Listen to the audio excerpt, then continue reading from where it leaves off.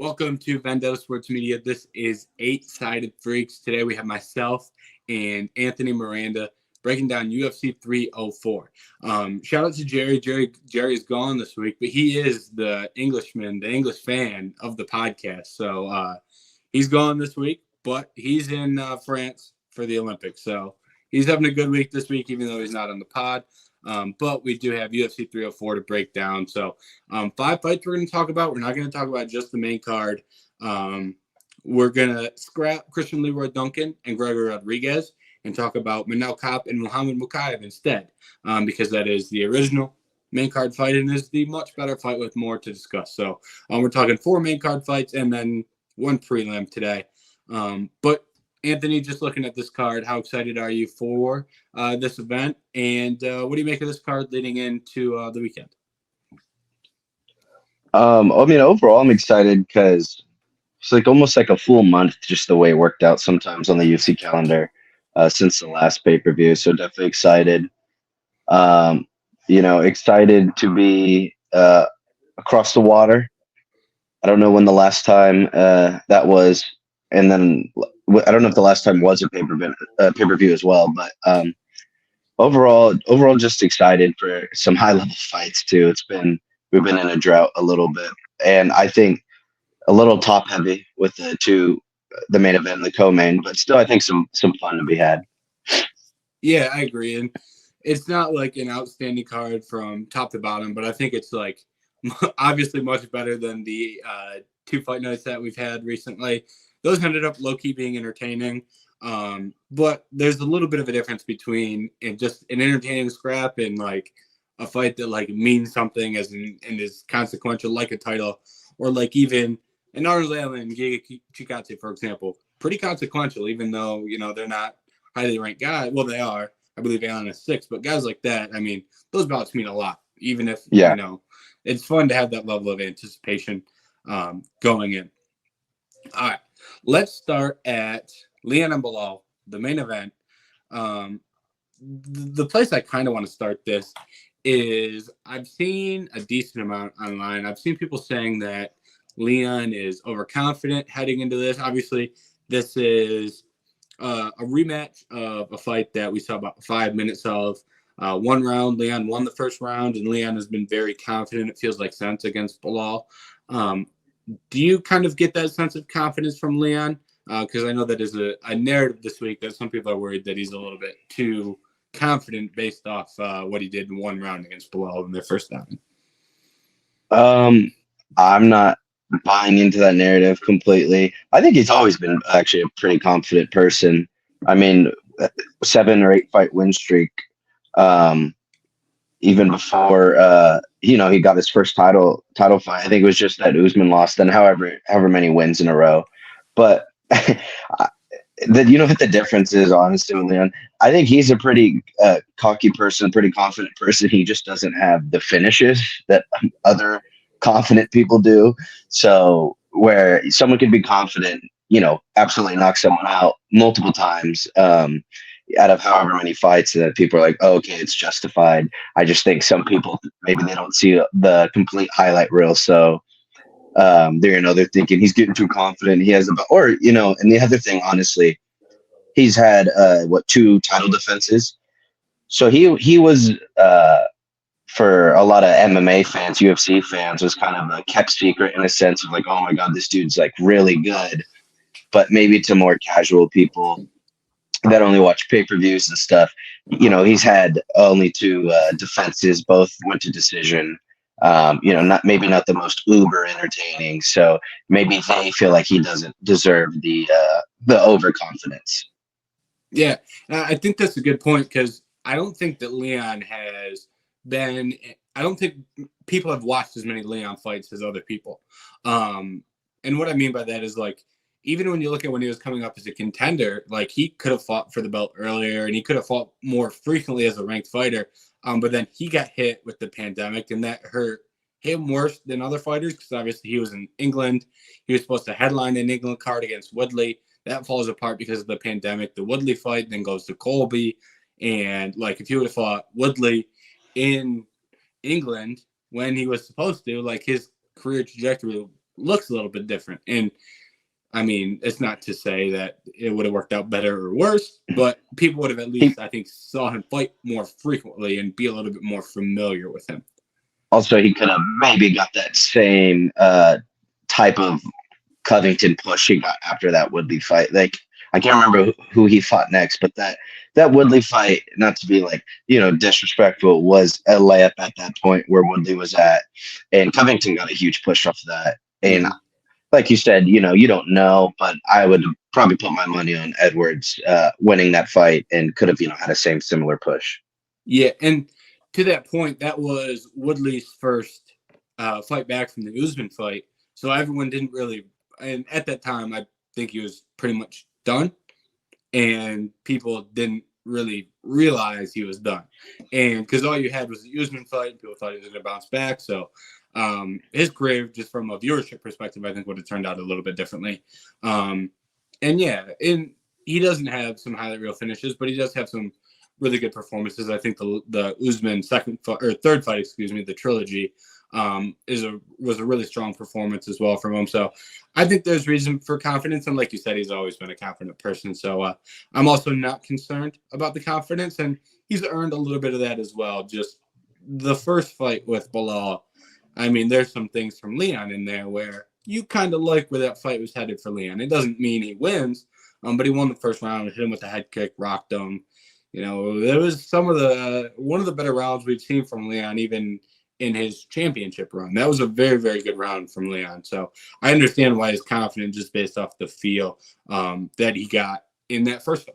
So do you think that first fight has any bearing in this fight? Because I know some people write off rematches, some people don't, and I'm kind of in the middle ground. That's why I asked. I can see both standpoints. I'm interested to see if you think that first fight holds any weight in this rematch.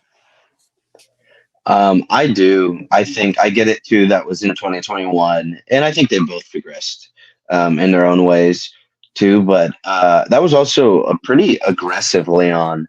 From what I remember, I should I got to rewatch that, but pretty aggressive. And I think that they were both doing their own things. It was a good fight for the most part. It's funny for two warring fighters. They got together and were having a pretty good first round at least. But I think just watching that fight, it just looked like Leon was going to get him, and so I tend to lean that way. I still think Leon is the more talented fighter as well, but and then basing that a little bit off the first one, I mean, I'm definitely going Leon on this one. Yeah, and one of the things that I think was very telling about the first fight was that Leon was willing to let the hands go. And at times, my biggest critique of Leon, I shouldn't say biggest, but one of the critiques I have of Leon is, hey, I'd like to see him pick up the pace a little bit more. Like even in that last Colby fight that he won and won dominantly, like, hey, Leon, I'd like to see you throw a few more strikes. You can probably finish this guy. And against Diaz, like he's picking Diaz apart and beating Diaz pretty handedly. And, hey, maybe we could pick up the pace a little bit and try and get a knockout here. Maybe throw some bigger shots. And I think against Belal, he showed a lot more willingness to do that than against other fighters. I don't know what it is about that look, but in that night, he was throwing and he lands the head kick. There's a couple times where he threw like 3 hooks in a row. He threw left hook, right hook, left hook at one point. Like how often do you see Leon at this point in his career just throw like hook, hook, hook? Like we really haven't seen that in his championship run. He's put combinations together, but nothing that's just like, all right, I'm going to free throw, be really, really aggressive. And I hope we see that here because like you said, that first fight I thought was entertaining. And if we get 5 rounds of that here, or maybe it gets cut short from a finish, it's going to be a lot more of an exciting fight than I think some people are expecting. So, and I lean with you. I think this is advantage Leon here. And my reasoning is, I don't know if this is an oversimplification of this fight, and it might be, but I just feel like the question you should ask yourself is, will Belal land takedowns, or will he put on the defense and hold him? I feel like if yes, then Leon or Belal can win. Then lose. Like, is that like implication here? Because that's the way I don't know if I'm oversimplifying fight. I mean, I think I agree. That's what I said stuff because I think while Belal is, pretty great. I would say great, well-rounded fighter. As in, he's well-rounded, and maybe he doesn't excel at certain things. He's great at being well-rounded, and so the same ways he has a lot of avenues to win his fights and stuff like that. There's not like a horrific matchup necessarily for him because he can do so many things right. I just also think Leon's a really good fighter, and he's extremely well-rounded, and I think he has the edge over him in certain ways. And it depends, like you're saying, oversimplifying. I don't know if you think Kamaru's knees are shot, maybe, but or even Kofi in himself is a big chain wrestler, or not chain wrestler, but spams takedowns, high cardio, and stuff like that. And I think Leon's looked great in back-to-back appearances against wrestlers. And then, so yeah, I don't know how many of those takedowns will be there for Belal. And then if he can keep the fight standing, I'm gonna trust Leon's striking over Belal's. And then I think the other thing is, like you said, holding him up against the fence with the clinch. I think Leon is probably one of the few fighters that really excels in the clinch game specifically too, with clinch technique and striking.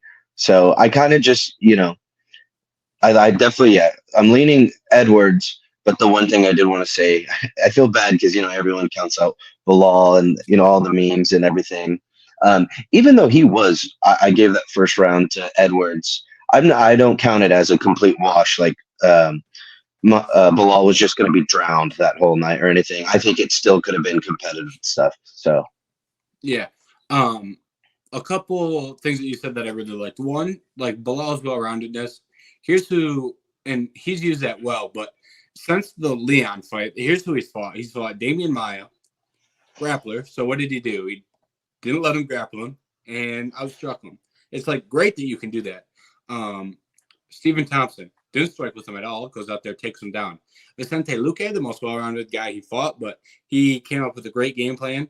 Luque really struggles against southpaw. Belal went out there in southpaw, struck with him, landed the body kick because Luque can't stop the southpaw body kick at all, and he went out there, lands takedowns. Will Luque was really, his grappling is jiu-jitsu, so you can go out there and not wrestle him a little. Sean Brady went out there, defended takedowns, and outstruck Sean Brady. Gilbert Burns gets hurt in the first round. With all due respect to Belal for that performance, I think I chalk that one a lot up to Gilbert being hurt. Maybe he beats him 5 rounds, dominates him anyways, not hurt, but it's just the nature of that fight. So to your point about the well-roundedness, he's taking fighters with large gaps or specialists and doing exactly what he needs to win those fights. And credit to him for all those wins. People were too low on him then. People, like, he was underdogs in those fights. So that's when people should have been betting Belal or picking Belal as an upset pick, because he is so well-rounded and can fit the fight needed. But like you said, is he good enough to take Leon down? Like, Leon, the worst his grappling and clinch looked was in the second Usman fight in Salt Lake City. I attribute part of that to elevation, but he went out there, landed the takedown, and got to mount in the first round against Usman. That's pretty impressive. Like, not many people do that. Chimaev got a lot of credit for doing that to Usman, and Leon did it first. But then he comes back in the third fight and shows, like, much improved takedown defense, and much improved ability to get to the fence and use the fence to prevent takedowns. And then that continued into the next fight, which is coming to fight. So I've seen a lot from Leon that I like, and I've seen a lot that suggests that if Belal tries to take him down or get him to the fence, that he will use wrist control and underhooks to get off the fence. And if he gets taken down, he knows he can't stay there. So if that holds true, now how does Belal strike? He's going to try and point fight you from the outside. He fights from the outside with straight shots and kicks. That's what Leon does. He's just 10 times better at it, unfortunately, for Belal. So I think this gets to a point where a lot of this fight is at distance. kickboxing range where Leon thrives. So I'm with you. I'm picking Leon. I don't know if I'm going to take KO or decision. I can really see both outcomes. I probably lean decision because there's an element of like Leon being a little bit too low volume, and maybe he doesn't finish a fight that he could have finished.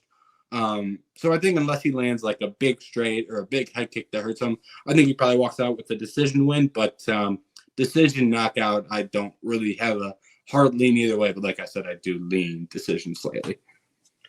That's the last thing I'll say too, I guess, to try to summarize a little bit is I think Belal's so well-rounded that I'll never count him out of a fight. Mm-hmm.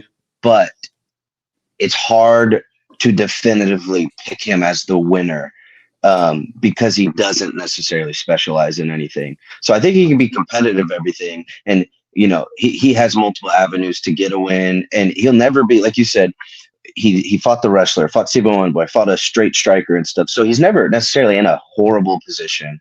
But, you know, once you get to those top tier, I know he's been on that big win streak of his own, Belal, but I think his well-roundedness is it's countered by the fact that he's fighting another well-rounded fighter that has better striking, and I don't think that yeah, like you just said, he can keep this off the ground and point fight from the outside. But that's probably like the worst game plan you could have against Leon Edwards. So yeah, and not only is he the better striker, but he's younger and he's bigger and faster. Like from a technical standpoint, and then if you look at like physical attributes, all of those also align with Leon as well. He is he's much bigger. He's a lot bigger than people realize, I think.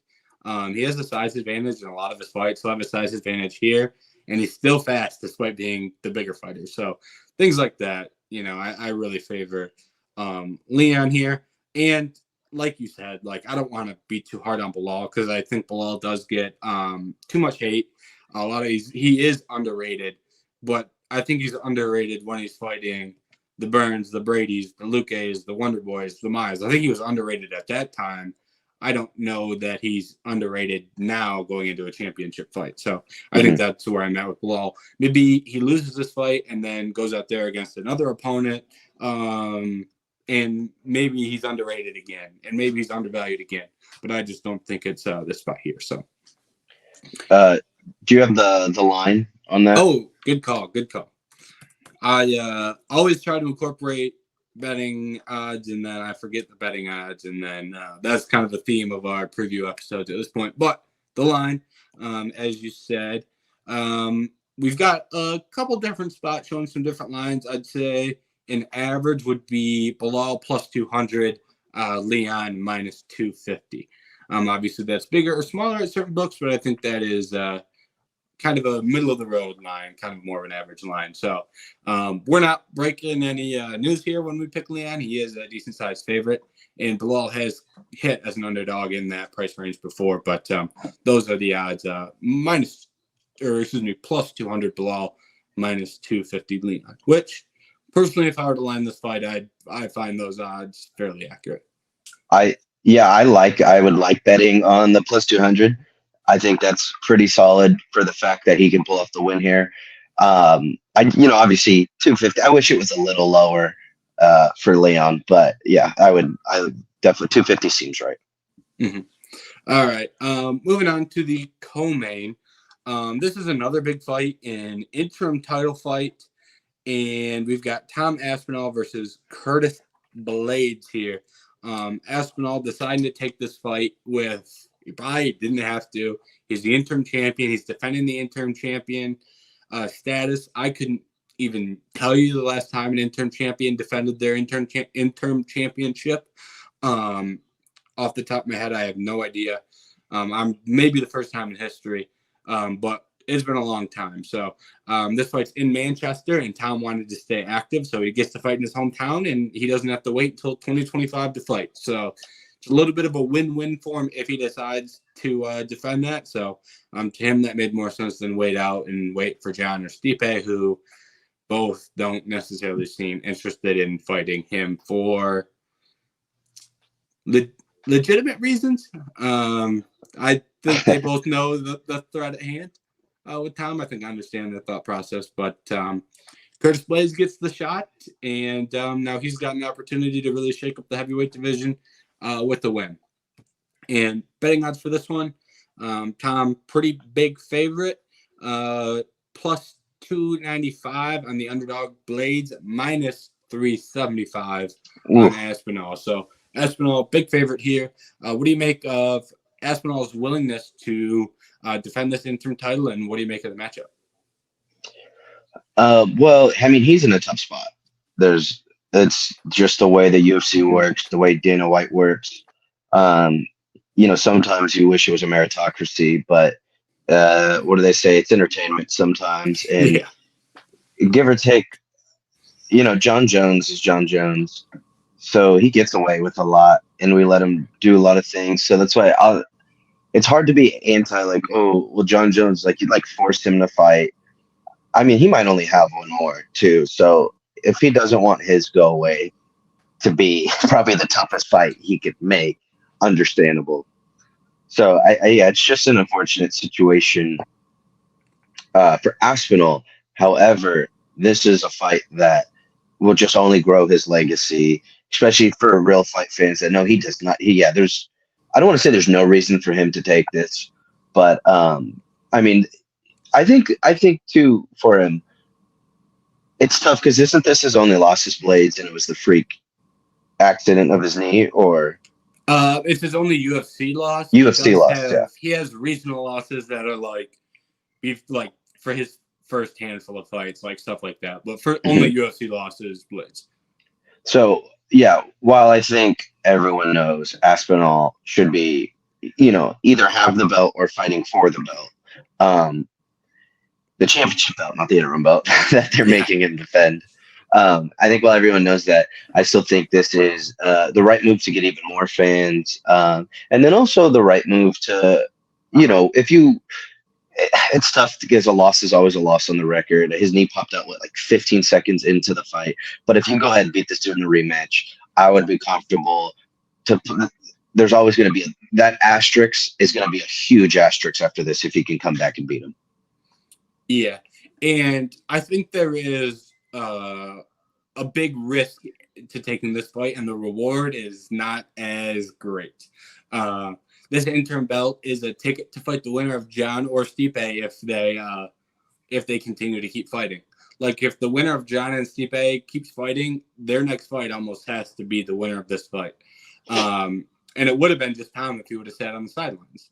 And Tom could have sat on the sidelines, and maybe they both retire, and maybe he gets elevated champion. So for him to put that on the line, which is like legacy defining almost, credit to him, takes a lot of guts. And like you said, there is some reward here because you can wipe that Blaydes loss. You can't permanently wipe it, as you alluded to, but winning in a fight that doesn't end by injury is a pretty good way to make people forget about that, or at least when you're thinking about legacies in 5 years, and you're thinking about where Aspinall sits, no one's going to go, well, he lost that fight against Blaydes and lost in 15 seconds. No one's going to say that. So there's that. I think it's a great benefit. And then the hometown, that's a benefit. Staying active, he's young. Those are all benefits. So I think that is good, but it's a lot of risk. It is a lot of risk, especially at heavyweight. And this also ties into the betting lines as well. Plus 290 or 300 for Blaydes. Like, there's no heavyweight fight without risk. Like, I get that. I'll say this before we even get into the skills. I favor Aspinall here, but like, you're betting a heavyweight at plus 300, or you're taking a fight at heavyweight, there's like a chance that you get finished. It's just the nature of heavyweight. So he is taking a risk here, even if he is a heavy favorite. It's the heavyweight division, and fights can end randomly in meme fashion with a big uppercut or a big hook, or things can go right quickly when you're chucking leather at 265 pounds. I think too. That's right. Yeah. And the other thing, to go back a little bit, is just, I believe he's the best fighter. Like you said, I'm also going Aspinall, but I think he's the best fighter at the division. So I think he believes that himself. So, to put yourself in that frame of mind, he's probably gonna he would have fought him anyways. For once he had the title, is I think what Tom's thinking. So I think he can beat him now. So like you said, I agree, huge risk. But at the end of the day, this is a fight he should win. So ultimately, if it plays out like that, it's not costing him anything. But garnering, more fans and stepping up and, and then fighting for your home country, stepping up for every fan, I'll say, because this is a fun fight too. Mhm. So, what comes with that if he loses is a lost opportunity. But I would be shocked if he loses this fight, Tom Aspinall isn't fighting for a belt at some point again in his career. Yeah. But in saying that too, I think I think Curtis is a tough matchup. I don't think he's that's not necessarily like the boogeyman of this division or anything like that, but he's a tough matchup that I think a lot of people don't want in this division. Yeah. One thing I will add before I get into my opinion on the skills, I think if Aspinall wins and then either beats the champion to become the undisputed champion or is elevated because of retirement, I think this should be retroactively added as a title defense. I think title defenses are the most important thing in the sport. And I think if you defend the interim championship and then become the undisputed champion, I say we just add that title defense to his resume. In a heavyweight division where you don't need many title defenses to get yourself up there in the GOAT conversation, I think this should count as one just based off where he sits and defending it and then eventually getting the undisputed. I think that should be part of this deal and part of the reward for the risk he's taking. I 100% agree with that. I know funny, I can't think of who has defended an interim title. I know it has happened. I can't remember who did it though, but I think that's fair because, and also I think it would make sense too because it does happen so infrequently. Thank God that they don't make interim championships defend. Yes. So I think it would be fair to bump that up, and then a little bit. I think it would also add some validity to being the interim champion. If the worst comes to worst of having that belt, if it's not an immediate shot, if you have to defend it once, it is at least worth something. And hopefully that doesn't spread to them making interims defend it constantly. But once again, yeah, if it continues to happen so infrequently, where it's just things aren't working out, bad situations, it should be upgraded to a title defense. I agree with that. Yep, and going back in history, this is a very quick Google, so maybe this is incorrect, but just from what I found on the quick research, looks like Andrei Arlovsky defended an interim title at one point, and Hen Barrow defended several times. Cruz was injured and had the belt. So okay, those are two examples, but it sounds like Barrow is the one who did it the most. That's what I thought. Okay, because I knew I can't remember if it was a Verdum or I'm blanking on the dude who or Cain Velasquez injury or something. It was one of those I remember. So maybe with the Andre, but I remember. And the other reason I kind of knew about Hen Barrow was because I'm pretty sure he then lost his first shot against when TJ just floored him. Yeah. So he had like those defenses, and then TJ floored him, and he never really got the belt. Yeah. All right. On to the actual skills of this fight. I really like Tom as a fighter as a whole, and that's kind of applicable here. Movement, his movement is like elite for the heavyweight division. I think if you're purely looking at the movement skill, it's him and Gan that have that footwork, light on their feet type style. Quick hands, whether it's the Spivak fight, or excuse me, not Spivak, that was a clinch elbow. Tybura is not the best in the world, but he goes out there quick 1-2 right down the pipe. Pavlov's fight, he's surviving in like the most dangerous pocket boxing you can imagine, and he's surviving, landing, winning in less than a minute. Volkov, he goes out there, perfectly timed takedown, gets on top, works a submission in the first round. Like, from an offensive perspective, I think like what he can do to damage fighters and end fights is like ridiculous. Defensively, I think his chin's a little bit up in the air, and we haven't really seen him in a tough fight. We haven't seen him in an extended fight because he has so much success. And we haven't seen someone go out there and attempt to offensively grapple him. I assume he can defensively grapple because his offensive grappling is so good. Like it would just be hard to be that good offensively and then be bad defensively. That would really shock me. But with that being said, just looking at this, I think he's got much, much more in the toolbox to go out there and get a win than Blaydes. Blaydes has some striking. He's got a jab to him. He's got a little bit of boxing, but it's not nearly as much as Aspinall. He can go out there, attempt takedowns, but I really don't see him like offensively grappling Aspinall to the point where he wins. Like I just think it's tough to find a spot to beat Aspinall. And for Blaydes, I just don't see the path to victory unless it's like, here's a great, well-timed shot. I'm a heavyweight. I knocked you out. Like, that's obviously possible. But I think Aspinall has a lot of different paths to a dominant performance here. Well, that's the funny thing, too. Not to use it again, but, I mean, yeah, Aspinall is an extremely well-rounded fighter, which you never see at heavyweight because they suck. And so that's why he just seems levels above, especially when he was fighting ranked guys and stuff. Because if you want to talk about heavyweight being bad, there's even like the 10 to 15 range is nowhere near at times even just the top 3 because there's not much depth in that heavyweight. So he just seems levels above. And in fair to say, I mean, we haven't seen him in a tough fight. So it would be, interesting to see him face not even some adversity, but maybe at time like in a lot of adversity, but just hasn't happened yet. Like you said, that Sergey Pavlovich fight, that was the scariest dude. He goes out there and beats him striking, which no one thought was going to happen. So I think I agree. He just has more avenues and stuff. And then while I think, Blaydes is good on his own right, I do just truly think Aspinall is the best fighter by a pretty wide margin amongst all those other heavyweights. And I don't know. I couldn't confidently, besides like you always say, it's heavyweight, one punch, all that stuff. I couldn't confidently pick another fighter to beat him. Yeah, and like if it's any other weight class, I'm not just going to go, oh, well, it only takes one punch.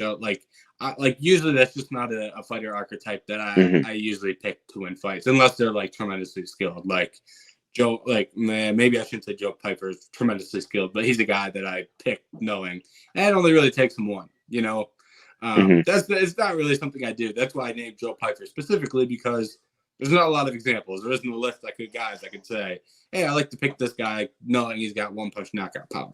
And that's the only reason he's good. Like, this is just not really a path to victory that's sustainable, picking to win fights, betting fights, whatever.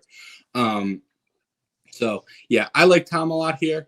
And it feels like Curtis, with all due respect to Curtis, whenever the lights get bright, it just doesn't really go well.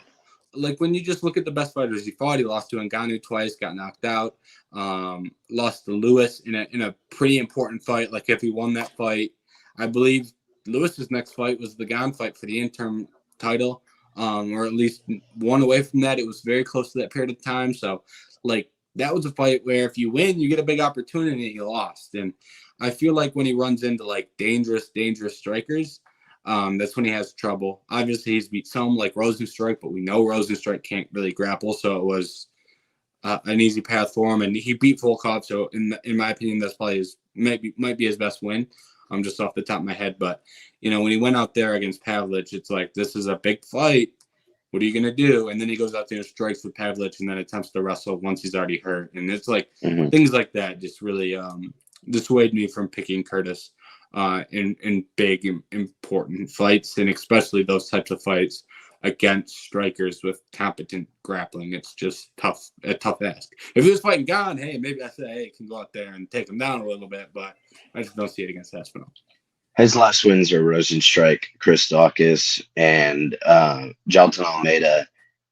There's a big level of them compared to Aspinall. So yep.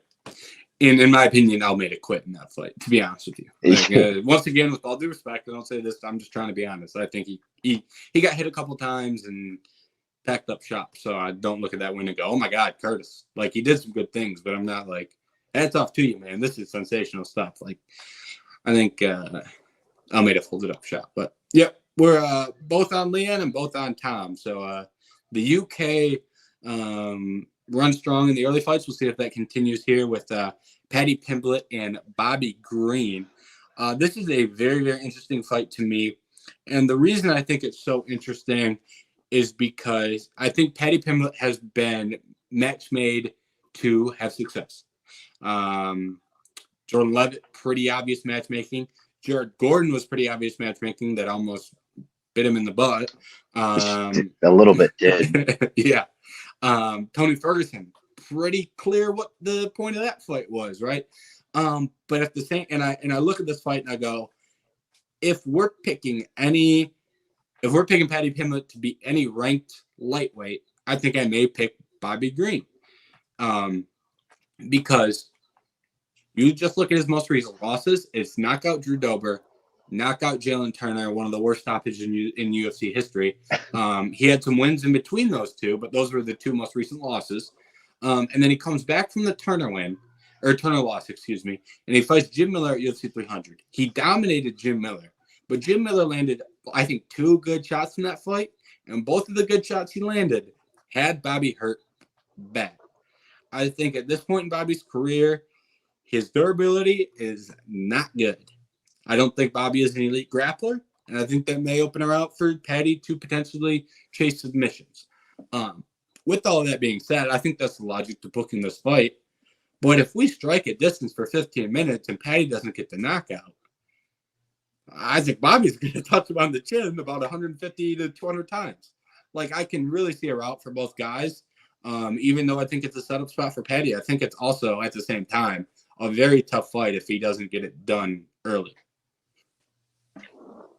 I agree. I think that's always the thing, too, with a Green fight, is he is obviously very flawed. He has his skills in its own right, but he has his holes in his game. And so, he's beatable. But sometimes people just struggle getting that read on him and struggle with the type of striking he brings. And then, once people aren't figuring out in that first round, since most of the time Green fights are also only 3 rounds, you drop that first round pretty quickly. You find yourself dropping, the second or the third, or dropping 2 at least out of the 3. So, while I agree, it's just tough too, because Paddy was once so hyped, and it was fun when he was a huge hype train, and so part of me kind of wants to maybe get back to that glory of how fun that was, especially when he was fighting in in England twice, and those 2 cards. I can't remember what year that was, but then you just watch some of those recent fights, and you're like, this can't be the same fighter everyone sold me on a little bit. So I think, but I like what you said. I think there's an opportunity here to chase submissions, and that's where I think Pimblett could be able to get the job done. Yeah, and like you said, like the Jared Gordon fight, like nothing against Jared Gordon. Once again, I keep saying disrespectful things about fighters and leading it off with nothing against the guy, but in this case with Jared Gordon, nothing against the guy. But I think if you're a ranked fighter, you should beat Jared Gordon. Jared Gordon is good, disrespected, undervalued, underrated. But I think that kind of stops at the rankings. Like, I think if you're a ranked fighter, you should be able to beat him. And I don't think he did. I think he got a big old pat on the back from the judges in that one Paddy did. And like the Tony Ferguson fight, you should be finishing Tony Ferguson, not gassing out, trying to finish Tony Ferguson. Bobby Green finished Tony with the submission. And Tony did have some success in the Bobby Green fight, so I'm not going to make it seem like it was a one-sided like battering, but to me it just looks so much worse. One guy gets a finish, one guy gasses out trying to get the finish. Paddy like pulls guard and gets a reversal in the 3rd round against Tony, and this is the ghost of Tony Ferguson. And with that being said, we'll talk about this next week, but I'll just say Michael Chiesa likes to stick his head in Darce jokes. So there's a little nugget for next week, and They don't call Tony Ferguson the Dark Knight for nothing. But anyways, to get back on track, I just think like I have seen a lot of things from Paddy I don't like, and I have an article on the site titled "Paddy Pimblett, the most overrated fighter in the UFC." I do think he's overrated. I think at this point a lot of people have caught up on the memo, but like I said earlier, I can see both guys winning this fight. I do lean Bobby, and I think part of it is because I don't want to write an article calling Paddy overrated and then miss the fight where he loses. So I think I kind of have to pick Bobby Green. And I say that after picking him against Tony, picking him against Jordan Levitt, picking him against Jared Gordon. So I've been picking him to win these fights. This is the first time I'm actually picking him to lose. But would I be shocked if he goes out there and rocks Bobby and then jumps on his back and submits him? Not really, just from the durability and submission offense of Paddy. Yeah, I'll ask you this too after, but I think I'm leaning Paddy, kind of like you said. I like the submission, and I do like, that's the other issue too, is they're both very hittable. Bobby's up there in age too, though. His chin's been tested. We've seen him get knocked out bad a couple times too, and to the point where Paddy's been chinned a little bit, hit a little bit. I don't think it hasn't got KO'd. He's eating some big shots. That's what I'm saying. So that is, yeah, okay. Well, I guess we'll start here. I'm going Paddy. I think he's going to win. I was going to say, I think a Bobby Green win comes by decision, though. That's why I don't know what the prop on that Bobby Green specific method of victory by decision, but that's what I like. So while I lean Paddy, and I do think Bobby Green, has an avenue to victory, I just really feel that would just be such a Green performance where he tats him up all night and stuff, and wins even maybe a split. We'll say a 2-1, but I see it being decision.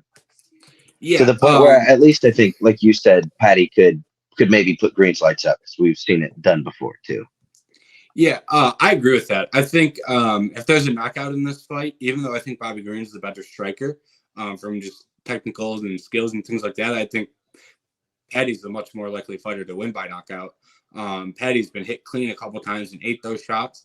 Bobby hits hard, but not like I don't expect him to go out there and crack the chin off someone who hasn't been knocked out level of hard. I think if he does knock him out, it's Paddy is gassed and he's up against the fence, guard up, something like that. Not like the Grant Dawson knockout where he hits him and knocks him out in the first minute of the fight. I think it would more be an accumulation and him being tired. But I do think, like you said, I think if Bobby wins this fight, it is by decision a good portion of the time.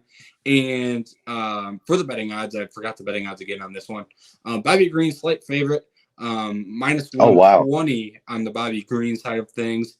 Paddy Pimblett, minus 105. So slight lean towards Bobby, but it is very, very close. I do think this is the first time Paddy has been an underdog. I think in every fight he's been decently favored at least. This is the first time he's at least been an underdog. So the books are siding with, or at least lining this as a very close fight, as we've alluded to. And the decision prop that you brought up was plus 165 on the Bobby Green side of things. So yeah, I think it'd be a Paddy finish or a Bobby Green decision. And that doesn't include a Paddy Pimblett absolute robbery in Manchester. Yeah, that is true. I guess you don't want to go to decision. Yeah, just based on the robbery he got in Las Vegas, I can only imagine what they can cook up for him in his home country. So it's a little sketchy there. All right, this next fight on the card, one of my favorite fights on the card. I somehow might find a way to bring up Arnold Allen all the time. I like Arnold Allen more than most. And fighting Giga Chikadze here, I think this is a really good matchup. I think this is going to be an entertaining fight. Betting lines have it lined, we'll say Arnold Allen minus 230, come back on Giga Chikadze plus 190. I think that looks like a pretty common line. What do you make of this matchup? So we skipped Christian Lee Rodon getting Roy Rodriguez. This is the pay-per-view opener. But like I said, we're skipping that one so we have time for Kape and Mokaev. But just for those following along, wondering why we're skipping around, that is the skip of Duncan and Rodriguez to the main card opener and Allen and Giga. I guess the first thing I'll say was I was surprised at that line a little bit because Allen has lost his last two, but the level of opponents is, there's you can't hate on it. But I think we talked about this. Well, shoot, it's been almost a month since I got to be on one of these, but it was probably last month. But I was never the hugest Giga fan, and I know the hype was there, so it always surprised me a little bit when I think it's came back to earth, obviously with the Giga hype and stuff. So, but I always still think people like him more than me. So I'm surprised he was underdogged that much. But overall, I think this is also, we always talk about building the right main the fight card, perfect opener. This should be a perfect opener on a stacked card, even. And I think it should overall just be a fun fight. I do lean Allen though. First thoughts. Yeah, and I agree that this is going to be a very fun fight. And one of the things that I think makes this a fun fight is that, well, first of all, both of them typically get in fun fights. That's the most simplest way to put it. But even when you look at Giga, a lot of things went wrong for Giga in the Calvin Kattar fight. But in that fight, he did not quit. And he said, well, Kattar, you may punch me a lot, but I'm going to at least get you back a few times. And Kattar's the king of that. Yeah, exactly. Kattar is the king of that. And he was doing that to Kattar. So I think that maybe I do like Allen in this fight. So I think that may be the type of fight we get. I just think Allen, if you're just to look at how he fought Max Holloway and then look at how Justin Gaethje fought Max Holloway, he had a better fight against Holloway than Gaethje did. Yeah. And I think that's very telling. And then he goes up there against Evloev, and I think that was a close fight. I think he lost, but it was a close fight. And he was in a position to land grounded knees, and Evloev got out of it with the hand down rule that has now since been removed. That is going to be out of the sport November 1st. So if that fight is under the new rule set that's coming up, maybe he wins that fight. So, and just that level of competition, I'd be pretty confident Max Holloway and Movsar Evloev both beat Giga very bad. That is just, I don't look at those losses and go, well, they can't beat Giga. On top of that, Giga loves his body kick. It's not going to be there as much with Arnold Allen, who's a southpaw. And I think he will be able to kick Arnold Allen quite a bit. But in the Movsar fight, Arnold Allen was getting kicked quite a bit. And then he started to catch kicks. And he would just kind of toss Evloev to the side, or he would try and land a strike. In this fight, if that happens, he can attempt takedowns. Kattar got took down once, Kattar took Giga down once, and in that moment, Calvin Kattar got to a body triangle on Giga Chikadze. He gets to a body triangle and is threatening a rear naked choke on Giga Chikadze in the first round. Calvin Kattar, the guy we just saw get out grappled dominantly at UFC 300, gets him in a body triangle, and Giga gets up and he's not the same fighter anymore. I just think there's a route where Arnold Allen says, I'm not a wrestler, but I can wrestle you. I think there's a decent chance we get that. And if he doesn't, I think he's just going to crowd the kicks and swing really big shots. And I don't think he is going to quit. I don't think he's going to fall. I think he'll return with his own shots. But I just think Arnold's going to be the one with the better offense, whether it be big swings and boxing combinations, whether it be his jab, whether it be leg kicks, or whether it be going to grapple you and see how you react to that. So I think there's just quite a few paths to Arnold being the fighter that does more damage over 3 rounds. Yeah, and then to even just support that too, like you said, you look at Allen's recent competition. It's the top guys: Max Holloway, Evloev. I mean, and then specialists too. I guess you can call Max a striking specialist, but the 17 takedowns that Evloev shot for. I mean, that's going to be tough. And then Giga's last win was Alex Caceres.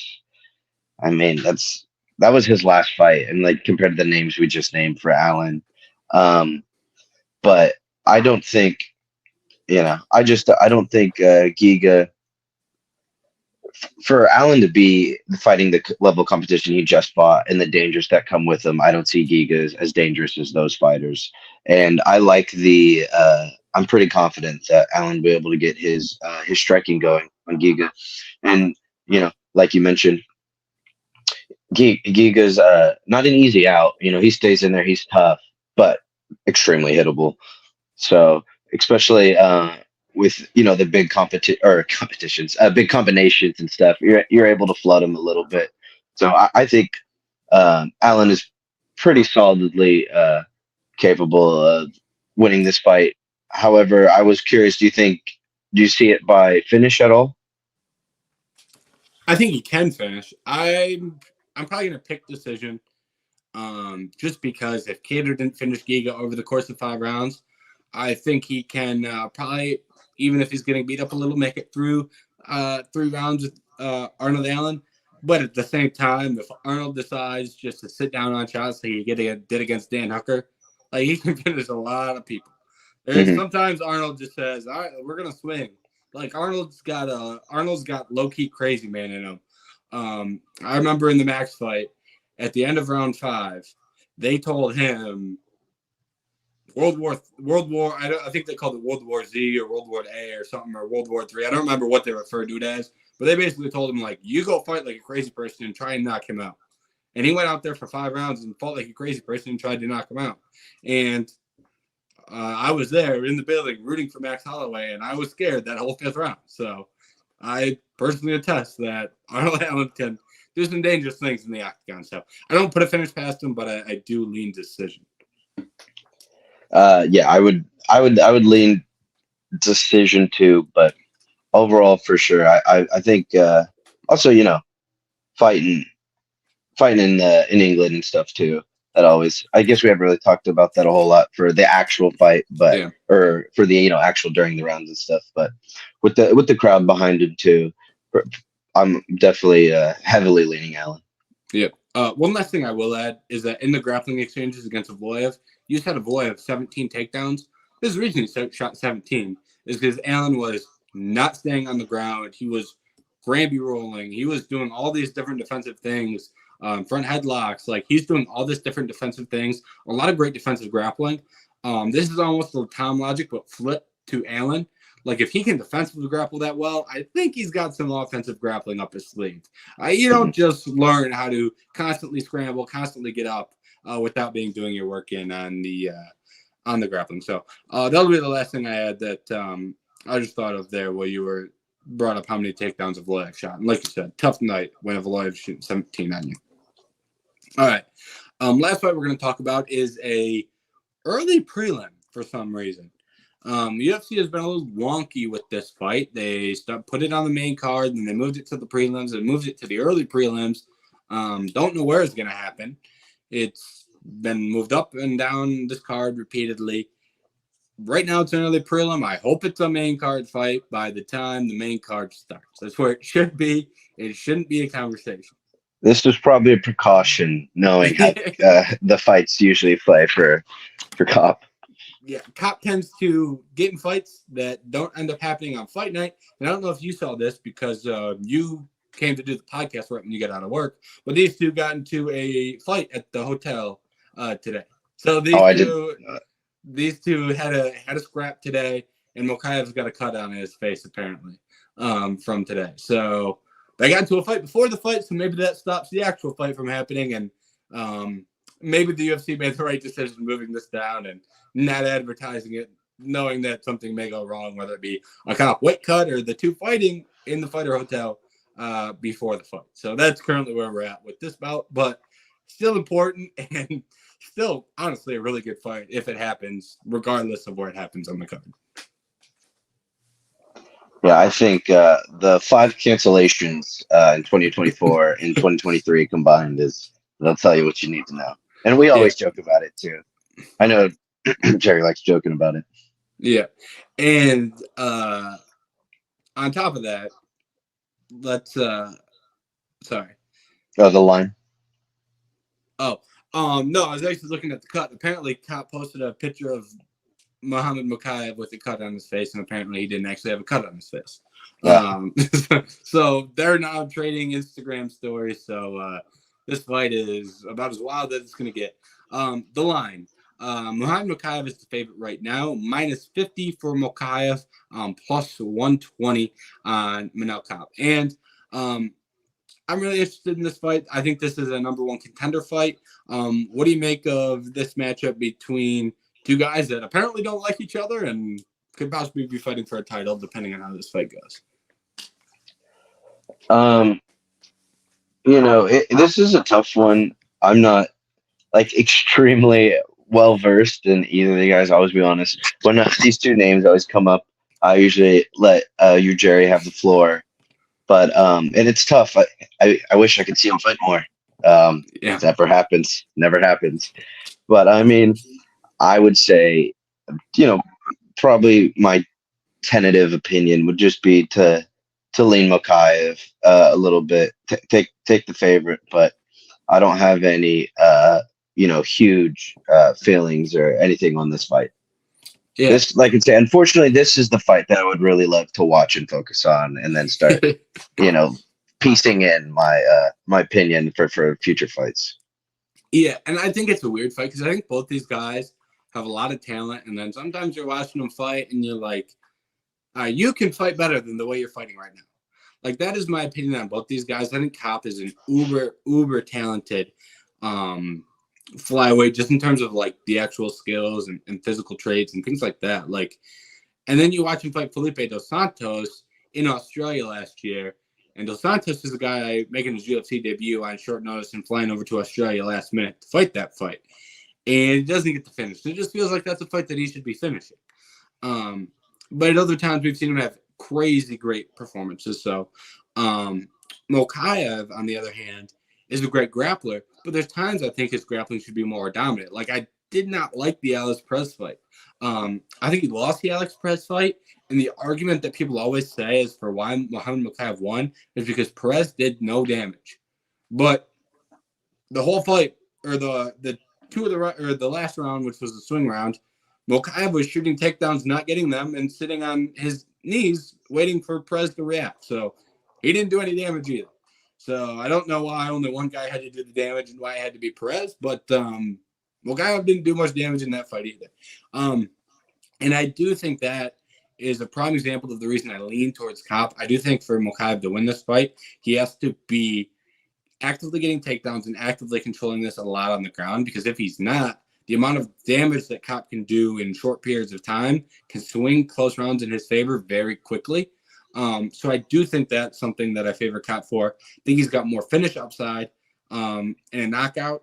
Mokaev does have some submission skills, so he can also end this fight. But I just think when I look at these guys, I think Kape can make more mistakes grappling than Mokaev can make striking, if that makes sense. If Mokaev makes a couple mistakes on the feet, or doesn't time a takedown well, or takes a wrong step, Kape could put his head in the first row.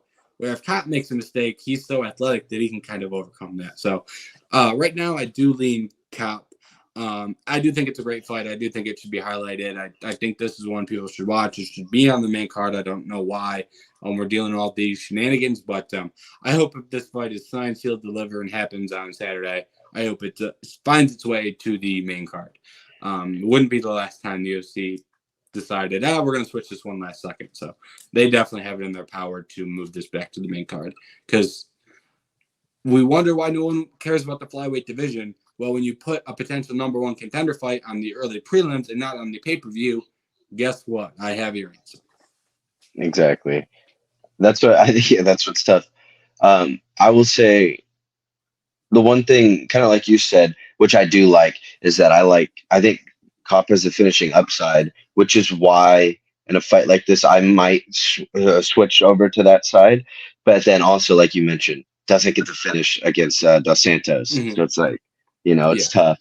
But for everything that you said, I liked, and I'm tempted to maybe a little bit go with the grappler and stuff. However, I also was sure that isn't Cop the one that goes crazy on the mic usually too afterwards. Quite crazy. Yeah, As he goes as crazy as you can go. it's, yeah, yeah. He says no words on the mic. Words he should not say on the a mic. lot. He says on the mic. Several Yeah. of them. So yes, that is kind. So Because I was who going to knows say, I what happens wonder. if he wins? Yeah, and I wonder, in front of what words he'll break out and stuff in front of the England club, a crowd. That may be why they're on the early prelims for right now.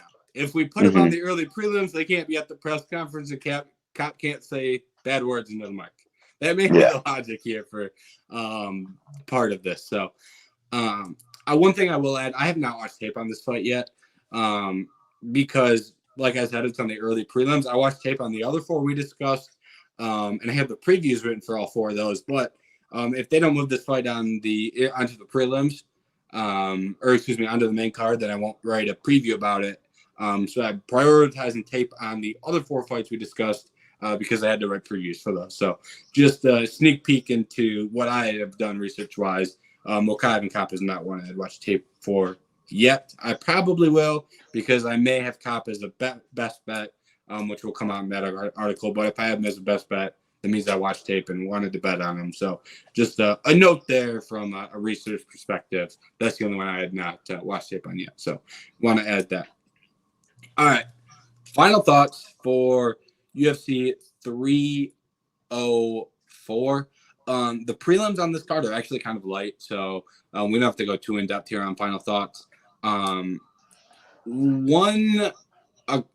start it off here. One thing I do want to shout out is, let's see, Elise Derlin fighting Shauna Bannon to start the card. Elise is a new UFC signee who has 3 million TikTok followers, and I've heard is very bad at fighting, who only got signed because she has millions of TikTok followers. I don't know how true that is. I have not watched her fight. I do not plan to watch her fight until the event starts. But apparently she got signed because she has millions of TikTok followers. We'll see how that goes. I am kind of interested. What I do know is that she's fighting a girl in Shauna Bannon who is bad at fighting. So maybe she wins. I don't know. It's kind of interesting here. A little comedy to start the card. TikTok influencer versus bad UFC fighter. And first bad at their job. One more fun fact about this Elise girl. Weili Zhang beat her on the regional scene. It was not a competitive fight, but Weili did beat her. So I don't know if anyone cares about that, but there's a little fun fact about the TikToker who is coming in to the UFC. On a more serious note, this does have some regional prospects. I'll shout out Jake Hadley, who's moving up from 125 to 135. I believe it was the Cage Warriors champ at 125. So him moving up to 135.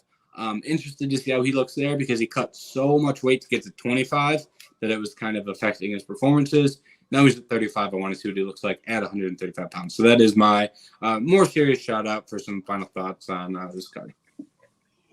Yeah, that was kind of, I was going to, Jake Hadley was a name that popped up to me. Obviously, kind of cheating here going with the main event of the prelims, but, Nathaniel Wood, fun fighter and stuff. And actually, I think Daniel Pineda is actually a good fighter, capable of, I think that was rightfully so. Probably, I do think the prelims are the prelims, like you said, are a little light, a little weaker. But rightfully so, they booked that as the main event of the prelims. Yeah. And then the reach of all reaches here will just be Molly McCann. She tends to do better, and in England when she's fighting over there.